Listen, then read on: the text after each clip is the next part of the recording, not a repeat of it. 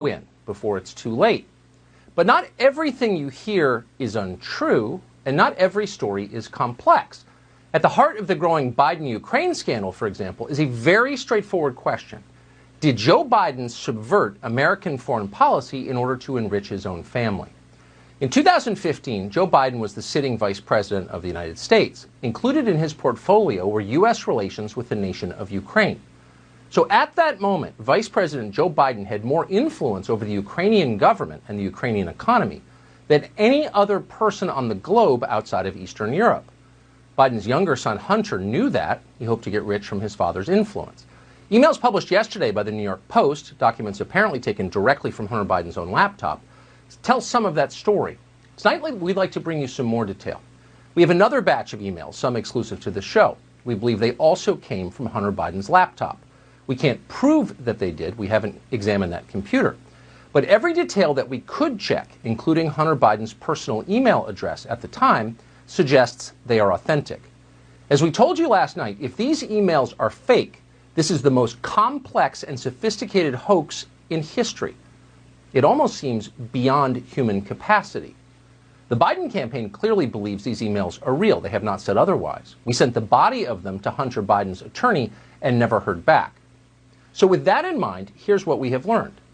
On November 2nd, 2015 at 4:30 in the afternoon, a Burisma executive called Vadim Pozharsky emailed Hunter Biden and his business partner, Devon Archer.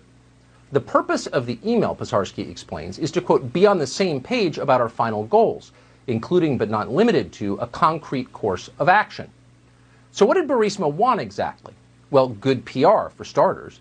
The executive wanted, quote, high-ranking U.S. officials to express their, quote, positive opinion of Burisma.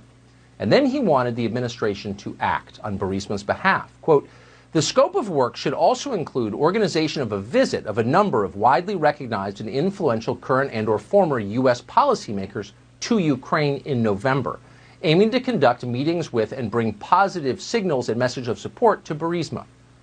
The goal, the executive explained, was to, quote, close down any cases/pursuits against the head of Burisma in Ukraine.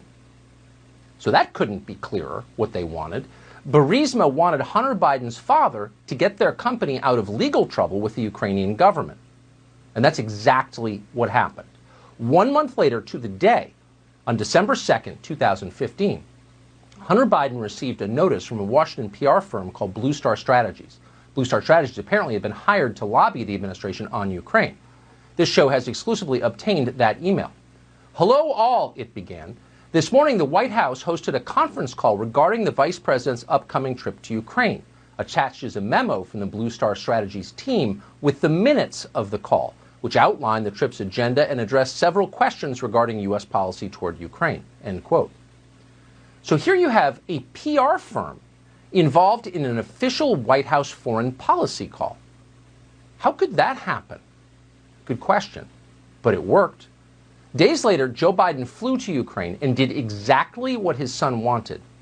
The vice president gave a speech slamming the very Ukrainian law enforcement official who was tormenting Burisma, the exact guy. If the Ukrainian government doesn't fire its top prosecutor, a man called Viktor Shokin, Biden explained, the administration withhold $1 billion in American aid. Now, Ukraine is a poor country, so they had no choice but to obey. Biden's bullying worked. He bragged about it later. I had gotten a commitment from Poroshenko and from Yatsenyuk that they would take action against the state prosecutor, and they didn't. So they said they were walking out to press conference. Said, "No," I said, "I'm not going to. We're not going to give you the $1 billion." They said, "You have no authority. You're not the president." The president said, I said, "Call him." I said, "I'm telling you, you're not getting the $1 billion." I said, "You're not getting the $1 billion. I'm going to be leaving here." And I think it was, 6 hours? I looked, I said, "I'm leaving in 6 hours. If the prosecutor's not fired, you're not getting the money." Well, son of a bitch. Got fired. Now, Joe Biden gave that speech before the Council on Foreign Relations, so we pretend as if what he said was normal and officially authorized. This is how things are done. That's not true at all. This is bizarre. And the amazing thing about the video you just saw is that no one in that audience of Harvard graduates and other assorted smart people asked the glaringly obvious question. Why was the vice president of the United States threatening a tiny country like Ukraine to fire its top prosecutor. That doesn't seem like a vice president's role. Well, now we know why.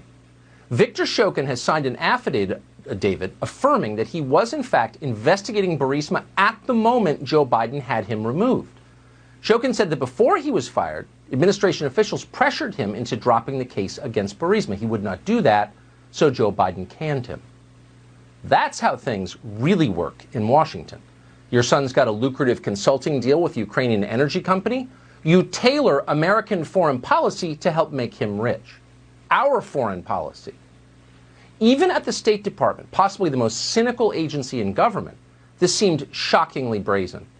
During the impeachment proceedings last fall, a State Department official called George Kent said it was widely known in Washington that the Bidens were up to something sleazy in Ukraine. Quote, I was on a call with somebody on the vice president's staff, and I raised my concerns that I had heard that Hunter Biden was on the board of Burisma. This, George Kent noted, could create a perception of a conflict of interest. So how did the vice president's office respond to this concern?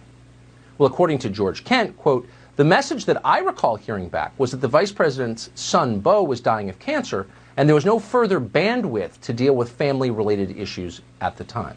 Family-related issues. This was America's foreign policy being tailored to Joe Biden's son.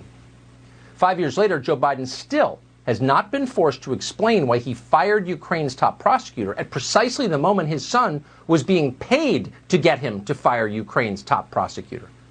Nor has Joe Biden addressed whether or not he personally benefited from the Burisma contract.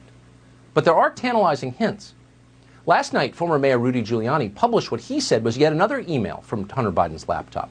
It's a note to one of his children. It's sad, and it's fraught, and it's personal, and we're not going to quote it at length. But at the end, there's this, quote, don't worry, unlike your grandfather, I won't make you give me half your salary. What does that mean exactly? Well, we don't know. There may be more detail in the laptop, but unfortunately we don't have access to that. But the question remains, how has Joe Biden lived in extravagance all these years on a government salary? No one has ever answered that question, and the tech monopolies are working hard to make certain no one ever does. This morning, the New York Post published another story based on the emails. This one describes a business venture Hunter Biden was working on in China. The email reads this way, quote, at the moment, there's a provisional agreement that the equity will be distributed as follows. 10 held by Hunter for the big guy. The big guy. Is the big guy Joe Biden? If so, how much did Joe Biden get? And how much of that came from the communist Chinese government? Those are real questions.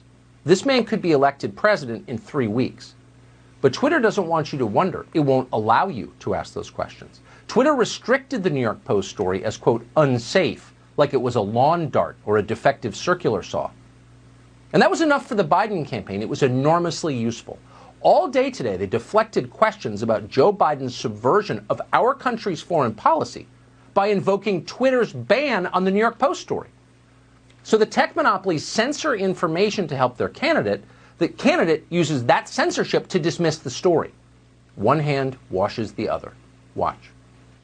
Well, look, I think Twitter's response to the actual article itself makes clear that these, purported allegations are false and they're not true. And glad to see social media companies like Twitter taking responsibility to limit misinformation.